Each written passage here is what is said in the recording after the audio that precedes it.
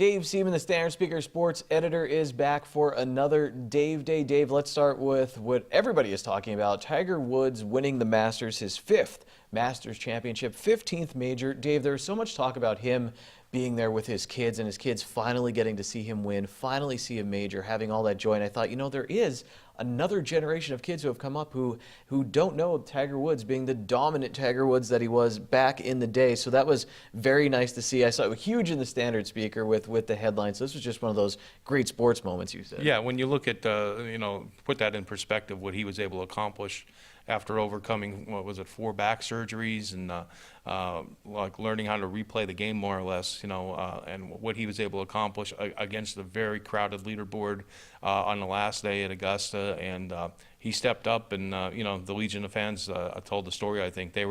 It just seems strange to me in sports world. We're always rooting for the underdog, but Tiger Woods bucks that trend. He really does. I've never really understood that with Tiger Woods. He just has that magic about him, that aura about him, and it was certainly evident on Sunday.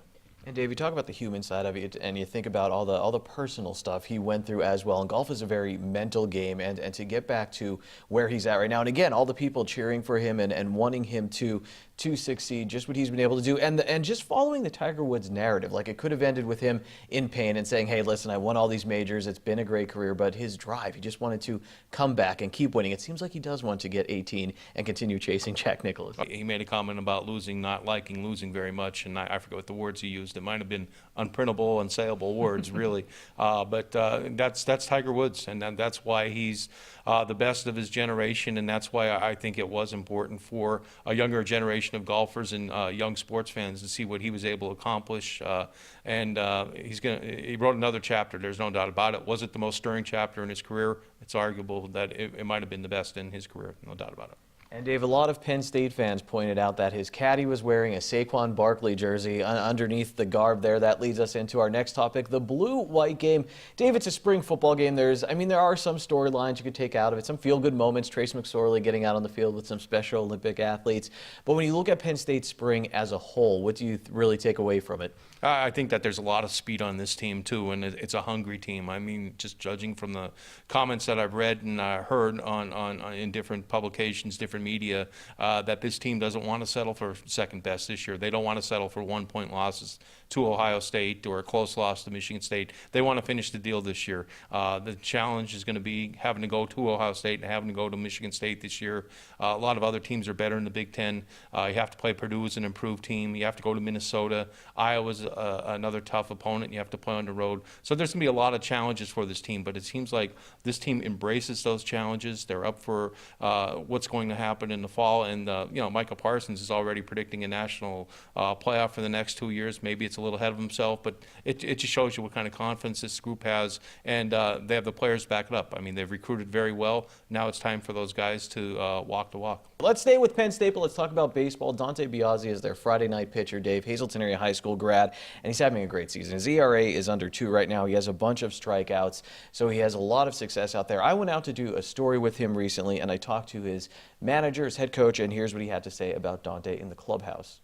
Dante's a winning player. He's a baseball rat. He loves to be around the baseball field.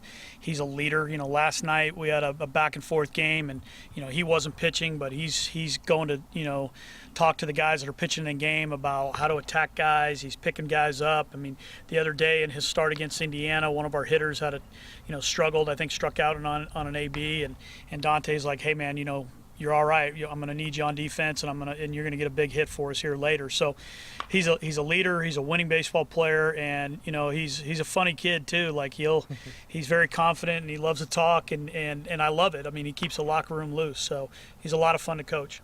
Biggest thing about Dante is the injury he had to overcome too. I mean, he had Tommy John surgery at a young age too. He's come back from that. Knowing Dante, you knew he was going to come back from that, but he's come back a stronger pitcher, a better pitcher. He's throwing hard, low 90s. As a lefty, he always had the potential ever since his sophomore year when he was like the kind of the unheralded pitcher on a Hazleton area team that won the district title. His brother was one of the aces of that staff, and Dante kind of sneaked in there at the end, and he really stepped up for big games for the Cougars, and he's right now one of the top pitchers in the Big Ten. He beat an Indiana team, shut them out. Indiana is the top team in the Big Ten right now. They've made the College World Series recently, so that wasn't an easy team that he beat, and Dante's well, the future's bright for Dante, no doubt about that either.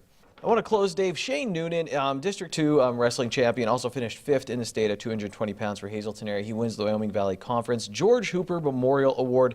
Eric Schultz had the story in the Standard Speaker. Best quote, he asked Shane if he remembered his early wrestling days, and he says, "I remember my parents bribed me with a donut and a John Cena WWE shirt." So good job to his parents there. So busy spring sports time here. I feel like I'm closing saying this all the time, but it really is. And Dave Seaman and Steve Stallone have you covered in the Standard Speaker. So pick up a paper, go to standardspeaker.com, and we'll keep you covered as well here on Community NEPA News and SSP TV News.